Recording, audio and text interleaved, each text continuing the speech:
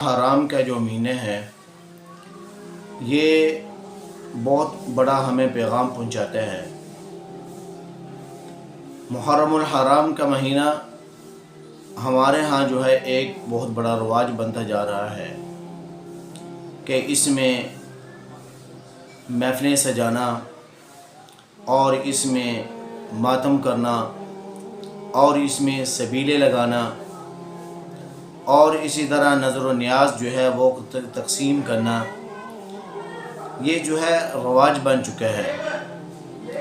محرم الحرام بہت بڑا مقدس مہینہ ہے جس کے اندر جو ہے بہت سارے آنے والے واقعات پیش آئے ہیں کہ اس کے اندر آل رسول صلی اللہ علیہ وسلم نے اپنی قربانی پیش کی ہے، اور اس محرم الحرام کے مہینے یعنی 10 محرم الحرام سے ہمیں جو سبق ملتا ہے، جو ہمیں رہنمائی ملتی ہے، وہ یہ ہے کہ انسانیت جو ہے آج بھی زندہ ہے اور حسینیت بھی آج ہی زندہ ہے۔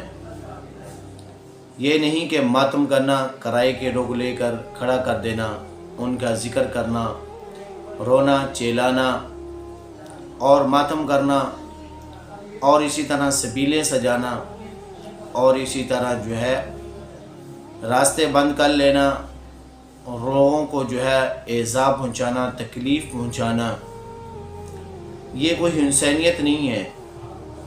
حسینیت کا جو درس ہے وہ کیا ہے کہ جو انسان اپنے آپ کو بہت بڑا سمجھے اس کے سامنے ڈٹ جانا، اسی چیز کا نام حسینیت۔ یزید کے سامنے جو ہے آپ جھکے نہیں، آپ جو ہے ڈٹے رہے۔ ظالم کے سامنے آپ جو ہے بیٹھے نہیں بلکہ آپ کھڑے رہے، جھکے نہیں بلکہ آپ جو ہے ان کے سامنے ڈٹے رہے۔ یہ حسینیت ہے۔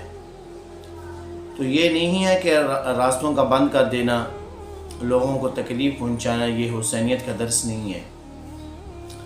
حضرت حسین رضی اللہ تعالی عنہ کے بعد بہت سارے واقعات اور بھی مزید پیش آئے، جس میں امام زین العابدین جو ہیں آپ کے پوتے ہیں، وہ 34 سال جو ہیں محرم الحرام گزار کر گئے تقریباً۔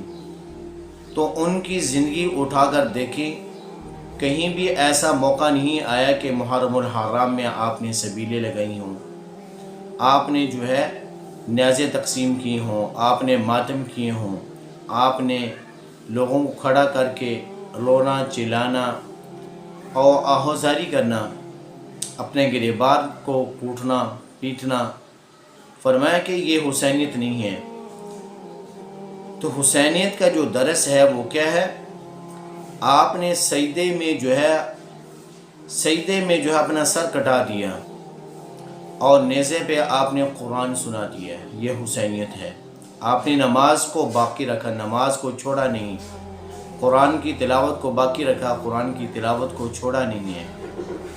اور اسی طرح حضرت حسین رضی اللہ تعالی عنہ کی جتنی بھی آل ہیں، ان سے ہمیں یہی سبق ملتا ہے اور یہی ہمیں پیغام ملتا ہے کہ 10 محرم الحرام یہ کوئی عام دن نہیں ہے بلکہ بہت بڑا سانیہ ہے۔ اللہ تعالی عنہ نے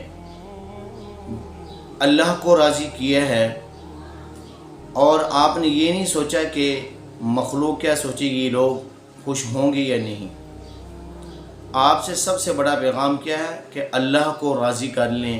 لوگ جو ہے وہ جاتے ہیں تو چلے جائیں، خسارہ بڑھتا ہے تو بڑھ جائے، نقصان اٹھانا پڑنا ہے تو نقصان اٹھا لیں، لیکن اللہ کو راضی کر لیں۔ جس انسان نے اللہ کو راضی کر لیا تو فرمایا کہ اس نے سب کو راضی کر لیا۔ اسی طرح امام حسین رضی اللہ تعالی عنہ نے ہمیں یہی پیغام دیا ہے کہ اللہ کو راضی کر لیں، قرآن سے، نماز پڑھنے سے، صبر سے، استقامت سے، اللہ کے سامنے جھکنے سے، اللہ کے سامنے عاجزی اور انکساری سے اللہ جو ہیں وہ راضی ہو جائے گا۔